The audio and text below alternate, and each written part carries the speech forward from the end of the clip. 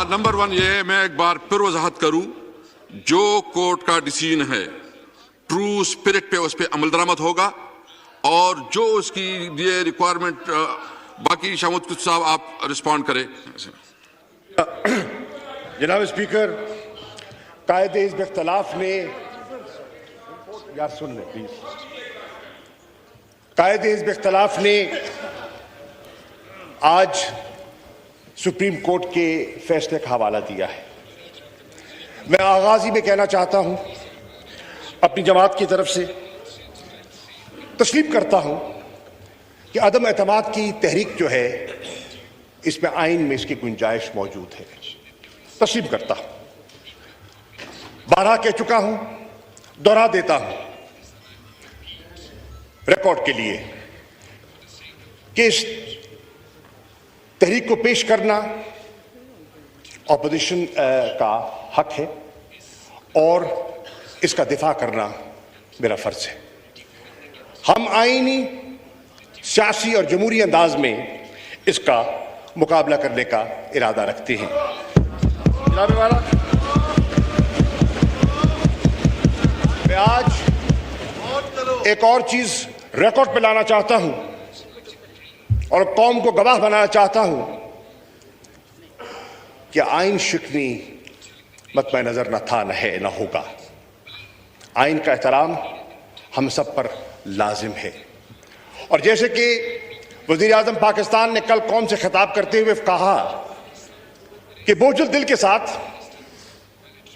मायूस हैं, लेकिन सरे खम तस्लीम सुप्रीम कोर्ट के फैसले को तस्लीम करते हैं। जनाब वाला, पाकिस्तान की तारीख आइन शिकनी से भरी हुई है। कॉन्स्टिट्यूशनल वायलेशंस बदकिस्मती से हमारी तारीख का हिस्सा रही हैं।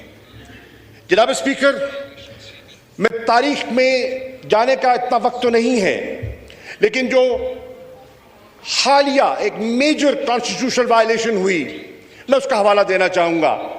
और कौम इस बात से गवाह है कि 12 अक्टूबर 1999 में आइन शिकनी हुई और कौम इस बात की गवाह है कि जब आला अदलिया के सामने वो केस गया, पीसीओ जजेस ये वो जो तारीख में जाने का वक्त नहीं है, तो हमारी तारीख इस बात की गवाह है कि न सिर्फ जस्टिफिकेशन तलाश की गई, बल्कि जो प्रेयर मांगी ही नहीं गई थी, आइन में तरमीम की इजाजत भी दे दी गई। यह हमारी तारीख का हिस्सा है और कौम इस बात की गवाह है। जनाब वाला, मौलाना फजलुर रहमान साहब ने, बिलावल भुट्टो जरदारी साहब ने अदलिया के फैसले से पहले, अभी मसला सब जुडिस था, ज़ेरे गौर था, अदालत उज़्मा के सामने था, इन दोनों शख्सियात ने बयानात दिए कि कोई नजरियाए जरूरत का फैसला हम कबूल नहीं करेंगे। ये इनका बयान है, रिकॉर्ड पर है। बहरनो, डॉक्टर ऑफ नेसेसिटी को दफन होना चाहिए था और मैं खुश हूं कि वक्त आ गया है कि पाकिस्तान की जमहूरियत ने इवॉल्व किया है। पाकिस्तान की जमहूरियत ने इवॉल्व किया है कि आज हम सब डॉक्ट्रिन ऑफ नेसेसिटी का सहारा लेने को तैयार नहीं है। जनाब स्पीकर, मैं आज कहना चाहूंगा,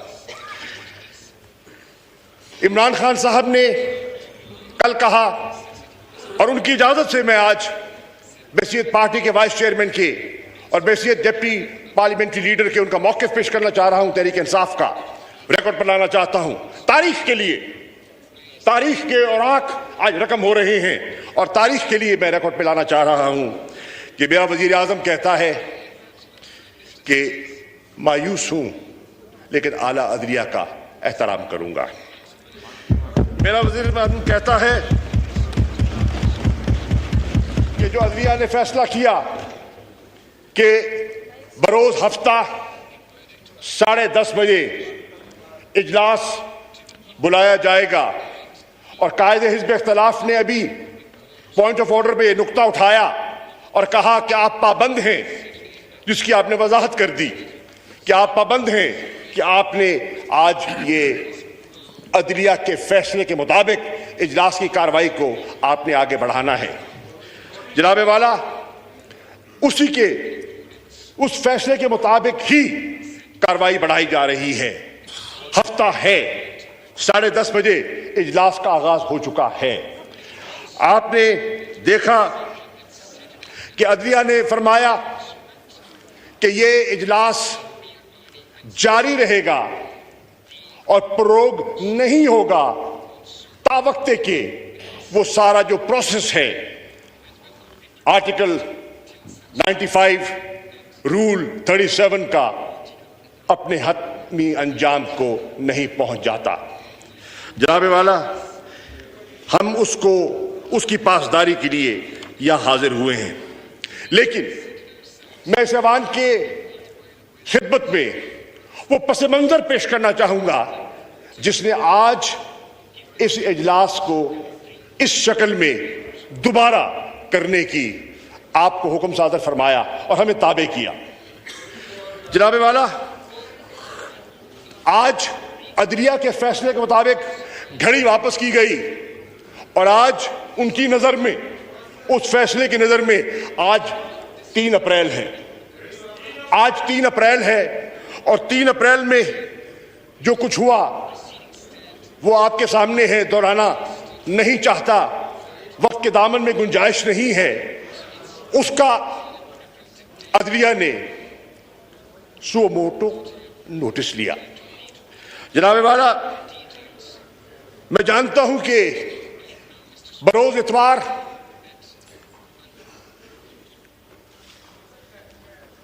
दफातर खोले गए, इजलास मुनक्किद हुआ और कार्रवाई का आगाज हुआ और फिर उसने इस ऑर्डर की शक्ल में अपना फैसला सादर फरमा दिया।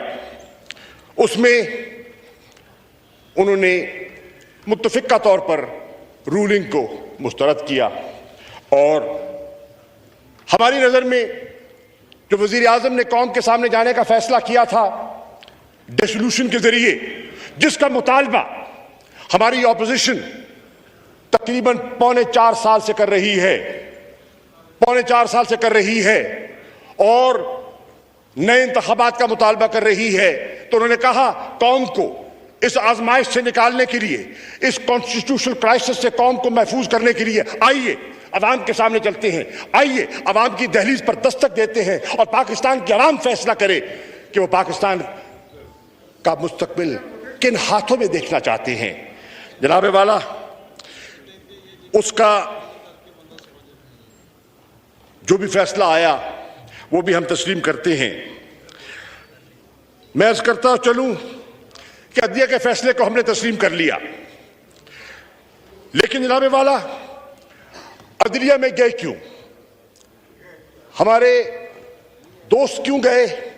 जॉइंट ऑपोजिशन क्यों गई? और सुओ मोटो नोटिस क्यों लिया गया? उसका बैकग्राउंड है, उसका एक पस मंजर है और वो पस मंजर जरूरी है, तारीख के लिए जरूरी है कि उसका बिल्कुल अहाता किया जाए। जनाब वाला, यहां जब डिप्टी स्पीकर चेयर कर रहे थे तो उन्होंने जो रूलिंग दी, जिन पर दोस्तों का एतराज था और अदलिया का फैसला है, उसमें उन्होंने कहा, यह इनकार नहीं किया, इस आईनी प्रोसेस से इनकार नहीं किया। उन्होंने कहा कि एक नई सूरत हाल ने जन्म लिया है, एक नई सूरत हाल मेरे सामने आई है और उस सूरत हाल को सामने रखते हुए मैं समझता हूं कि जहां एक बैरूनी साजिश की बात हो रही है तो इसका प्रोब होना जरूरी है, यह उन्होंने कहा। और जनाब वाला, यह भी मैं रिकॉर्ड पे लाना चाहता हूं कि नेशनल सिक्योरिटी कमेटी का फोरम एक आला तरीन फोरम है जिसमें हुकूमत के सीनियर तरीन वज़रा और अफवाज पाकिस्तान की नुमाइंदगी होती है। उस फोरम में वो मरासला जिसका जिक्र हो रहा है कौम में, और उस पर भी बात करना चाहूंगा मैं, उसकी बाज़गश्त है, तूल अर्ज़ उसकी बाज़गश्त है। जनाब वाला, जब नेशनल सिक्योरिटी कमेटी उसी मरासले को, उस कम्युनिकेशन को, उस केबल को, उस साइफर को देखती है तो वो इस नतीजे पे पहुंचती है कि मसला संगीन है, मसला हसास है, और दो ऑर्डर करती है। There are two decisions and I like to put those decisions in front of the House. One, they acknowledge there was political interference in the internal matters of Pakistan, and a demarche must be issued. दफ्तर खारजा को हुक्म दिया जाता है, instruct किया जाता है कि डिमार्च करो, इस्लामाबाद में भी करो, वॉशिंगटन में भी करो। और जनाब वाला, नेशनल सिक्योरिटी कमेटी के फैसले के मुताबिक दफ्तर खारजा डिमार्च करता है, इस्लामाबाद में भी करता है और वॉशिंगटन में भी करता है। दूसरा फैसला सादर करता है नेशनल सिक्योरिटी कमेटी का इजलास कि पार्लियामान की जो नेशनल सिक्योरिटी कमेटी है, फिल फौर उसको तलब किया जाए, उसको कन्वीन किया जाए, और ये सारा मामला मुंतखब नुमाइंदों को, ये सॉवरेन हाउस है, ये अवाम जो है, ये पाकिस्तान की अवाम की तर्जुमानी कर रहा है, तो उनके उस फोरम के सामने रखा जाए कि वो बात की बारीकी तक जाएं और प्रोब करें और हकायक जानने की कोशिश करें। आप इजलास बुलाते हैं, ऑपोजिशन को दावत दी जाती है, ऑपोजिशन का फर्ज था। जनाब speaker, this is not right, this is not fair, this is not fair. ये वाइंड अप करें इसके बाद, दिस इज नॉट फेयर। ये वाइंड अप कर ले मैं सब, ये वाइंड अप कर लेना, ये वाइंड अप कर लेते हैं। This is not fair. Why is he nervous? आप नर्वस क्यों हो रहे हैं? घबरा रहे क्यों हैं? मेरा ख्याल में ना घबराएं, सुन ले बात। ये वाइंड अप कर ले, इसके बाद आप कर लेंगे। घबराहट किस चीज की है? उजलत किस चीज की है? परेशानी किस चीज की है? जी मैं इस तरह करता हूँ, 12:30 बजे तक, 12:30 बजे तक मैं इजलास एडजर्न करता हूँ, 12:30 बजे तक, 12:30 बजे जो है ना तक इजलास एडजर्न करता हूँ। इंडिया टीवी हर वक्त हर जगह डाउनलोड करने के लिए सर्च करें India TV news Google play store या ऐप स्टोर पर।